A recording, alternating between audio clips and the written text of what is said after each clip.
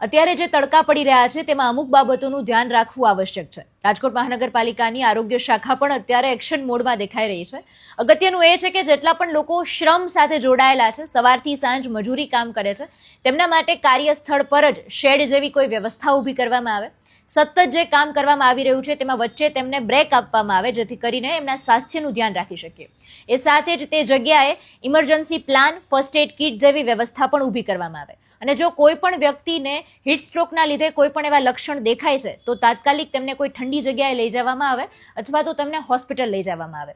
એ સિવાય જેટલા પણ નાના બાળકો છે, વૃદ્ધો છે, સગર્ભા મહિલાઓ છે અથવા તો હાર્ટના પેશન્ટ છે, બ્લડ પ્રેશરના પેશન્ટ છે, તેમને ધ્યાન રાખવું ખૂબ આવશ્યક છે। કારણ કે અચાનક જે વાતાવરણમાં બદલાવ આવ્યો છે તેમાં ખાસ સતત શરીરને હાઇડ્રેટ રાખવું, પાણી છે, નારિયેળ પાણી છે, લીંબુ પાણી છે, એવા પ્રવાહીઓનું સેવન કરવું। એની સાથે જ જેટલા પણ એવા કોઈ ફૂડ છે કે જે ઝડપથી પાચન ન થઈ શકે એવા ફૂડને અવોઇડ કરવા।